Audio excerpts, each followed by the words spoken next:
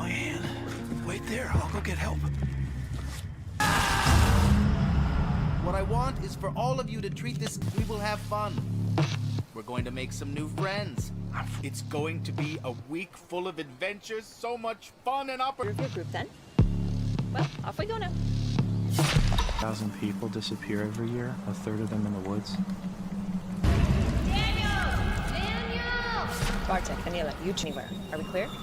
Myself and Zozia will look around nearby. Go in.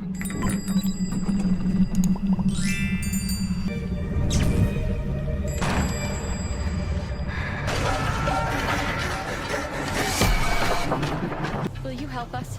Our friends are dead.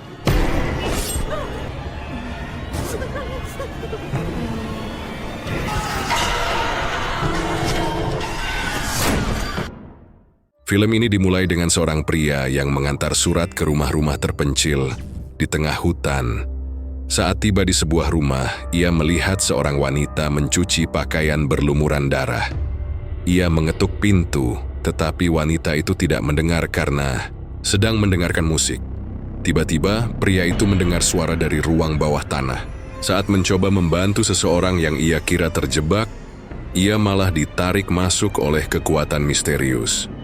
30 tahun kemudian, sekelompok anak muda dikirim ke hutan untuk berkemah sebagai jeda digital, guna mengatasi kecanduan teknologi. Setibanya di sana, mereka dibagi dalam kelompok dan menyerahkan ponsel mereka. Seorang wanita tua, yang ternyata wanita dari awal film, terlihat berburu rusa. Namun ia terpeleset dan jatuh ke ruang bawah tanah, lalu dibunuh oleh makhluk mengerikan. Film ini berjudul Nobody Sleeps in the Woods Tonight, sebuah film horor Polandia yang menegangkan. Para pemuda mulai berkemah dan mengenal satu sama lain. Ada Zozia yang pendiam, Daniel yang suka pamer kekuatan, Anelia si gadis populer, Julie si kutu buku, dan Bartek yang menyembunyikan orientasi seksualnya. Sebelum perjalanan, seorang pendeta datang dan memperingatkan bahaya teknologi. Selama perjalanan, mereka menemukan bangkai rusa dan tangan aneh di dekat pohon. Tetapi, tetap melanjutkan perjalanan. Malamnya mereka berbagi cerita di sekitar api unggun. Julie mengungkapkan bahwa ia seorang gamer sukses yang dikirim ke camp oleh orang tuanya. Malam itu, Daniel dan Anelia pergi ke danau dan menjadi intim. Setelahnya Daniel diam-diam menggunakan ponsel yang ia sembunyikan. Tanpa sadar ia diintai oleh makhluk besar yang kemudian membunuhnya dengan brutal.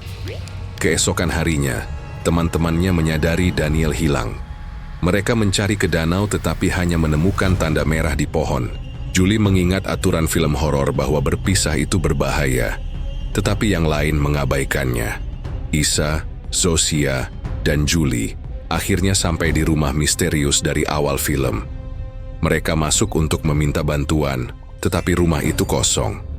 Saat menyelidiki ruang bawah tanah, mereka menemukan tumpukan mayat, termasuk kemungkinan nasib buruk yang menanti mereka. Di ruang bawah tanah, mereka menemukan mayat Daniel. Tiba-tiba, seorang pria raksasa masuk ke rumah. Mereka bersembunyi tetapi bau busuk hampir membuat Julie muntah. Saat si pembunuh turun, mereka mencoba kabur lewat jendela. Zozia dan Julie berhasil, tapi Isa tertahan karena ponsel Daniel berbunyi di sakunya. Berusaha mengambilnya, Isa malah dibunuh, dan kepalanya dilempar ke kaki teman-temannya. Sementara itu, Bartek dan Anelia berbicara di tepi danau. Bartek mengungkapkan kesulitannya sebagai seorang gay di kota kecil, sementara Anelia berbagi tentang stereotip yang melekat padanya. Tiba-tiba, Anelia dibunuh oleh pembunuh lain yang ternyata adalah saudara kembar dari yang pertama. Bartek melarikan diri ke gereja. Di tempat lain, Zozia dan Julie bertemu seorang lelaki tua di hutan. Ia mengaku sebagai tukang pos yang selamat dari insiden 30 tahun lalu. Ia menceritakan bahwa si pembunuh adalah saudara kembar yang berubah menjadi monster setelah bersentuhan dengan batu aneh dari reruntuhan pesawat. Ibu mereka mengurung mereka di ruang bawah tanah dan memberi mereka makan hewan buruan. Lelaki tua itu menyarankan mereka tinggal, tetapi Zozia bersikeras untuk mengambil ponsel Daniel dan menelepon polisi. Julie enggan tetapi akhirnya mengikuti. Sementara itu, Bartek meminta bantuan pendeta, tetapi pendeta itu berbohong soal tidak adanya sinyal. Saat teleponnya berdering, ia menyerang Bartek dan mengikatnya. Pendeta itu menghina Bartek karena orientasi seksualnya, tetapi sebelum bisa berbuat lebih jauh, salah satu monster datang dan membunuhnya. Tubuh pendeta dihancurkan dengan mesin penghancur kayu. Bartek berusaha kabur, tetapi pembunuh menemukannya. Sementara itu, Zofia dan Julie sampai di rumah pembunuh untuk mengambil ponsel Daniel, dengan rencana agar Julie mengalihkan perhatian si pembunuh.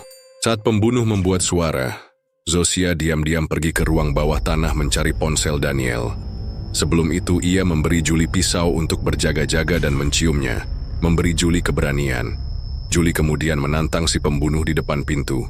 Di ruang bawah tanah, Zofia menemukan ponsel Daniel, tapi si pembunuh sudah mengawasinya. Saat monster itu mencekik Zofia, Julie menyerangnya dengan pisau, tapi serangan itu tidak berdampak. Pembunuh mendorong Zofia hingga pingsan, lalu menggigit wajah Julie dengan brutal.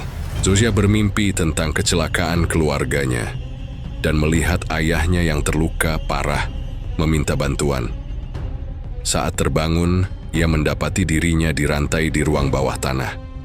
Di sebelahnya, Julie terluka parah dengan pisau di perutnya. Ia mencoba menggunakan ponsel Daniel, tapi tidak tahu kata sandinya dan baterainya habis. Putus asa, Julie meminta Zofia mengakhiri penderitaannya. Dengan berat hati, Zofia menusukkan pisau lebih dalam, mengakhiri hidup Julie. Zofia menggunakan pisau untuk membebaskan diri. Ia awalnya ingin kabur lewat jendela, tapi memutuskan untuk menghadapi monster itu. Ia menemukan parang dan naik ke atas, lalu menyerang salah satu kembar yang sedang tidur hingga tak bergerak. Sementara itu, tukang pos tua menembak ke arah pintu, mengira si pembunuh datang. Namun ia malah menemukan mayat Bartek yang berhasil melarikan diri sebelum meninggal. Zofia berlari berjam-jam hingga bertemu seorang polisi. Terlalu trauma untuk menjelaskan. Ia hanya menangis dan dipeluk polisi itu. Mereka pergi dengan mobil, tapi di tengah jalan, polisi menabrak sesuatu. Ia keluar untuk memeriksa, meskipun Zofia memohon agar tidak melakukannya. Saat polisi melihat monster itu bergerak, ia mencoba menembaknya. Namun sebelum sempat menembak, si pembunuh menghantamnya dengan kapah, membunuhnya dengan brutal.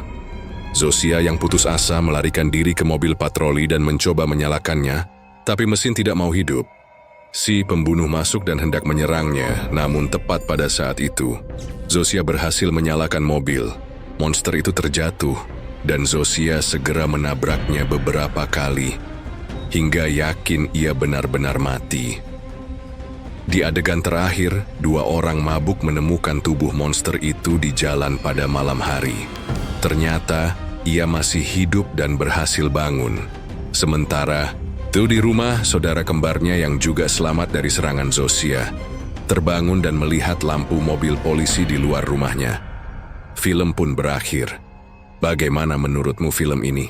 Jika tertarik, jangan lupa like, subscribe, dan tinggalkan komentar.